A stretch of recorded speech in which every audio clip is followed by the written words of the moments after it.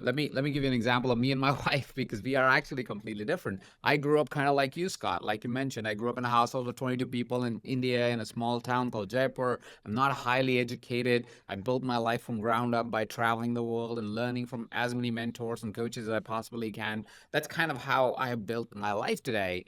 And so my default is security. Money's job is to make me feel safe every single day. That's the place I operate from. That's the questions I ask. That's the kind of investments I make. Even my investment philosophy is based on that. My wife, on the other hand, had a really traumatic childhood in a way. She grew up in Chicago, but she lost her parents when she was 19 and her brother. So very early on in life, she said, life's to capture, life's to like hold on to and celebrate every single day because you don't know what happens tomorrow. Right. So of course she operates from a place of how can we make greatest experience of today? Like she's not thinking 3 years. I mean, she does. She's a great thinker, but like her primary objective is today is a great day. Let's live it to the fullest. Right. Now we are two opposite ends of the spectrum if you would think about it. Right. Because I'm thinking security at all times and she's thinking life's too short, right? And it's fair for both of us to believe that. But because we have these conversations and we're very open about it, what we get to do is we get to ask a common question to each other. And the question is, what will an amazing life look like to you on a daily basis, right? And that would be the fourth question I want to offer today on the call is what would an amazing life look like to you, right? What is it? What does it include? Let's write down everything that we can imagine, right? What is it? It means, oh, we travel 3 times a year. Great. What kind of places are we going to go? Oh, we're going to go here, here, and here. I want to be able to, eat out once a week because, anyways, we don't like really eating out because of the seed oils that are there in every kind of cuisine, every kind of food that is out there. But sure, we still want to, whenever we go out, we want to eat really nice food like Michelin stars and onwards. And like once a week at best, or maybe twice a week. All right, great, awesome. We love date nights, which we want to do exciting experiences, and we do them every week. It requires us to always book a hotel room and so forth. So we write these experiences down, and people go, wow. And we write down, and we go, okay, what is the cost of this life? What's the cost of this life? And what you would find is once you identify the cost of life, it is much more attainable than what you would think. Because we think, oh, it's impossible, dude, because people write things that are just insane. They are so far out of reality that you don't even want it. You're just chasing it because somebody else said so. So, for example, people would say, I would like to drive a Lamborghini. Really? Would you like to? Have you ever sat in one? It's the most uncomfortable bullshit car. Like, if you want to drive a Lamborghini, you're 22 probably because you've never seen anything like that in life. But the more mature you get, you're like, no, I don't want a Lamborghini. It's uncomfortable. It's just for show. You can't really hit the speed ever. So what's the point of having a car like that? It's a stupid car to have. But you don't ask those questions. And because you don't ask those questions, you write these random things on the item of dream life instead of saying, no, what's honestly going to make me feel good every single day? I want to jump out of bed. I want to feel excited. I want to have the energy. I want to do work that's meaningful. I want to make an impact. I want to live an abundant life. But I also want to have all of these other things. Once you write them down, it's very achievable. And then you stage yourself and step yourself towards it. Like, hey, listen, the first year we may not be able to do 3 European holidays, but what about one? Right? Let's start there. So we have a starting point, but now both of us agree to the life we get to create. And it also changes the setting of how you work as a person, because now you're chasing a lifestyle. You're not chasing this arbitrary number that means nothing really, even if that hits your bank account. I want to make $1 million. Really? What are you going to do with it? Like, what are you going to do with it? Oh, but that person has it. No, it doesn't matter. That person has it. That person may have it for a very different reason, may have a very different chase. Why do you need the money? I'm not saying money is bad. You should have as much as you want.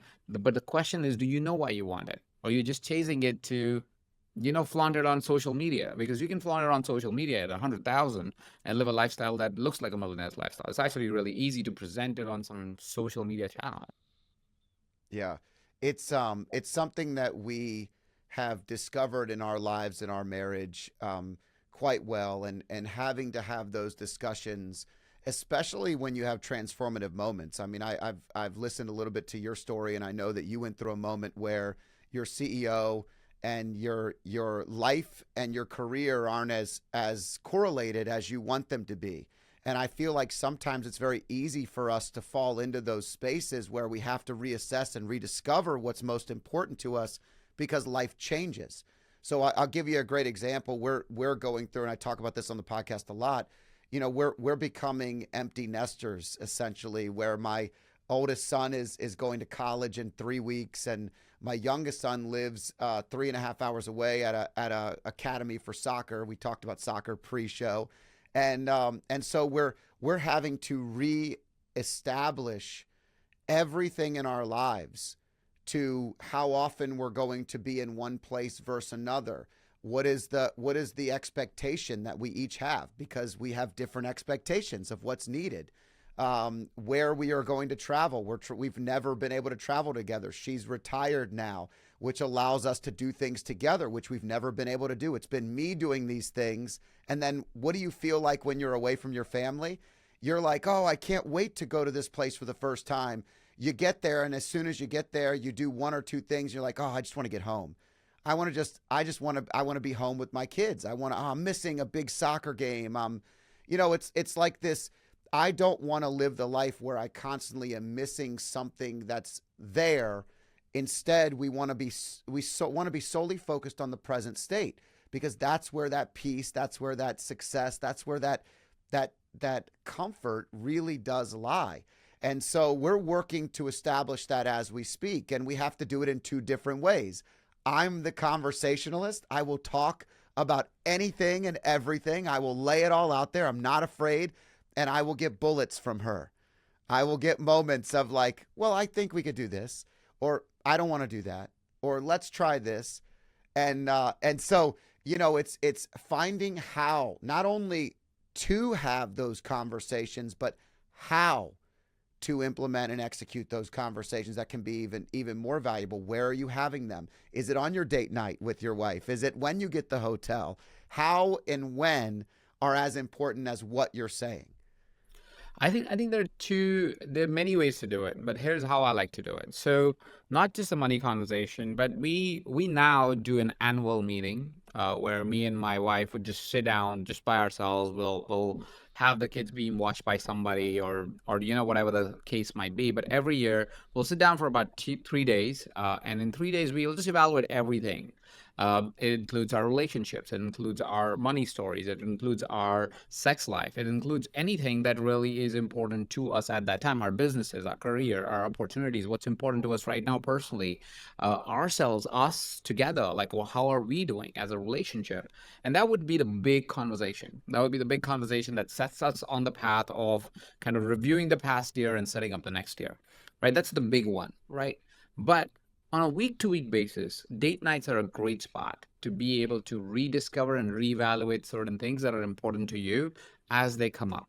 So, for example, I merged my company with a larger company, Mind Valley. So I built a company called EverCoach, which is a coach training institute.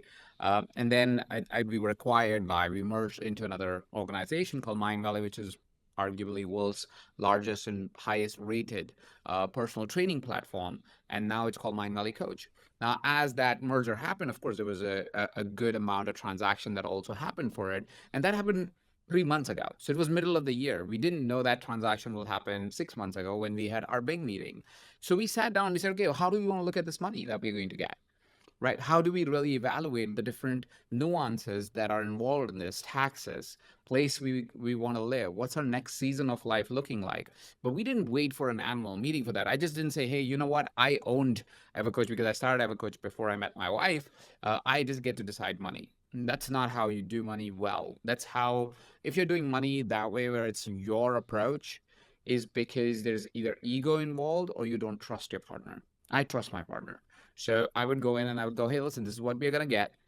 These are some of the options that I can think of. What do you think we should do? And then we would collaboratively go, well, this feels right. This doesn't feel so right. This feels aligned. We want to also make sure we are living and enjoying this money. We're not just thinking about the future, and so on and so forth. And we find that. And we decide that on not every week basis, because I think money conversations, once you get the big one out, you're good. You need to talk about maybe once every 3 months, 6 months, maybe. It's not something that you need to have a daily conversation with. You might need that when you just start the new behavior, right? So let's say somebody who's never talked about money to their partner, right? Here's how I would approach it. I would first find if you can take a 2-day holiday. Go to a place that is calm and relaxing, not something that is exciting. So don't go to Vegas to have a money conversation. Go to, Zion, the mountain, to have the money conversation. You still want it to feel expansive. You still want to feel and come from abundance, but you don't want to feel like you need to spend money, right? So it needs to be not chaotic, right? So Vegas is very expansive, yes, but it's also very chaotic. Or New York is really chaotic. If you can go a little outdoors, is better. Mountains are great. Beaches are great. Anything that's calming. That's the setting that you start with. Then take a piece of paper. Do it not on computers and devices, because usually they're distracting and there's something else that's happening always there. And write yourself the questions that are important. You can start with the questions that we talked about already. These questions are great starting points. And what you will find is the values that both of you have around money is probably so different, is what's causing the challenge between how you are doing money right. It's not that you're trying to do bad, it's just your programming, your avoidance, your history, your parenting, or the people that parent you, or father figures or mother figures, have influenced the way you look at money.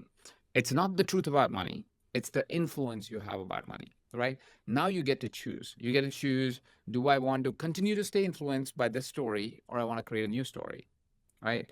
If you want to create a new story, again, you collaboratively get to create it. Or for now, you just find a common story, right? The common vision of life, common lifestyle that we want, things that we're comfortable with, things that we're not comfortable with. What you don't want to do in these conversations come from the challenges of the present, because everybody has challenges in life. Because life is not created by living in the state of challenge. You create a life by living in a state of possibility, of trusting that it'll all work out. And because you trust that it works out, you live in a place of possibility. The curiosity is different versus, oh, but we can't afford this, or we can't have this, or we cannot do this, right? Instead of that, you think about, what can we do to do this, right? What are the possibilities, right? Great questions to ask yourself is, what is it that I can do with what I have? Because that keeps you in that rhythm of, there are certain things I have, certain things I don't have, but I can do what I can. Another great question to ask yourself is, what is it that I can do something about, or what I can't do anything about? Right? There are things that you can't influence, right? So there's no reason for you. It's a stoic question, to really great question to ask yourself, is to go, if I can't control it, there's no point crying about it, right? Because I can't control it, right? But what is it that I can control? Right? Because it helps you really stay in the presence of, what is it that I can do? So these are some great questions to ask yourself, ask your partner, and the collaborative answers is what you're really looking for. And the big reminder for anybody who is having this conversation is to suspend your ego, which is hard. It's not something that I just say it and now you don't have ego, right? It takes work, it takes effort, it takes time. But if you can suspend your ego, and you can come from a place of a common understanding that you both love each other in relationship, and if you're just doing this for yourself, then that you love yourself, and that even in moments where you don't honor yourself, or you're not in alignment with yourself, it doesn't mean you don't love yourself or you don't love the person that is with you. It simply means you're having a moment, that you're human, and there's no reason to feel shameful or guilty about it. It just is part of being a human being and part of the human experience. So if you can reflect on that and operate from that place, I would think money conversation will become significantly easier for anybody that is trying this right now. Well, it's great advice for all uh, major conversations in a relationship or in a business. I find that when you focus solely on the challenge, to your point, what we're doing is we're boxing ourselves in to only focus on the things we can't control. It's not the things that we can. When we were talking about whether or not our youngest son was going to move away, our conversations oftentimes would go into a place where it was all the things that we didn't know the answers of. And, I had to center us above that. I had to say, hey, we're going to solve all those questions. But for right now, what are the most important big picture items? And this is, from being a CEO, this is CEO, COO space. And sometimes you have to alter the role. Sometimes you're going into the ground up planning. Sometimes you're starting from the vision. And if you have a great working relationship, I have a great COO who I work extremely well with. And every time we disagree about something, the only thing we disagree on is how we're visualizing the success of what we're working towards. We're not working towards different things. One is working from the ground up, COO. They see it like you're building a Lego house. These basic things go on the bottom, and then we build it up from there, and then we build it up from there. I see everything at the finished Lego box. I look at the end. I look at exactly what it's supposed to look like. We build towards that, and then we go back to the beginning to start building the steps. Yeah. So to your point, it's so good to focus on the things that we can control, to not box ourselves in around the challenges, and it allows those things to kind of fall into place through your teamwork. And it's so successful. These are things that we a lot of times have no problem doing in teams and at work and in other settings, and then we come home and it's way more challenging. And maybe some of that is the ego. Maybe it's the role that you're in. So many people have designed and designated roles within the family, and a decision forces you to step outside of that role or have an opinion of something you don't normally control. And that can be very challenging for the person that's been in the lead in that space for a long time. So really, really good rules of the road for money and just about any conversation we're having in a marriage or relationship. True, absolutely true. And Scott, you're so on point. These are important conversations to have. And in relationships, we tend to not have it because money, like you shared previously, has so much shame associated with it. It has so much, I don't know how the other person will feel about it. So we try to put it under the rug. And then we wonder why we have money fights all the time, because we never really sat down and said, what does it even do for it? What is the role of money? How much do I really want to make? And why is this important to me?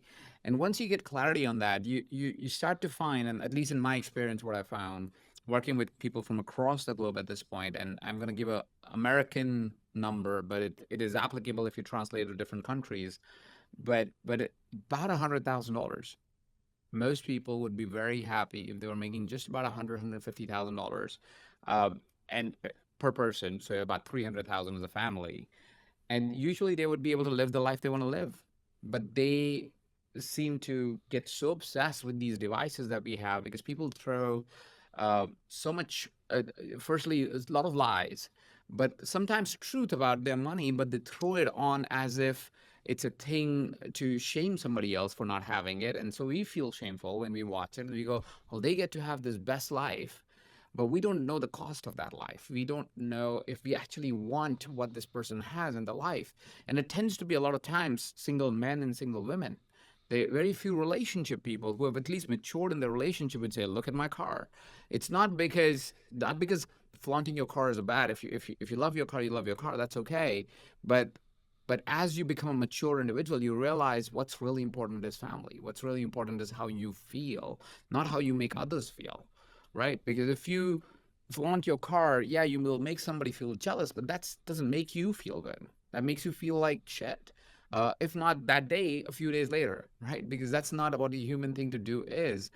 And that's my, I might be a little, I think it's called noise. No, like a little childlike in that. Like my belief is very much that we are functions of love. We are bodies of love, and there is at all times, all human beings, even the ones that we hate, even if we think they are the enemy, are actually operating from love. Their understanding of love may be different than ours. Their understanding of how love is expressed may be different than ours. How they do things in the world may be different, maybe unethical, maybe wrong from our point of view, but the person who's doing it is always doing from a place of love. There might be 1% of the people that are not, but 99% of us operate from a place of love. We just don't agree with their version of love. We don't agree with how they present it and so forth. But if we could lean into that belief and understanding, I feel everything gets easier.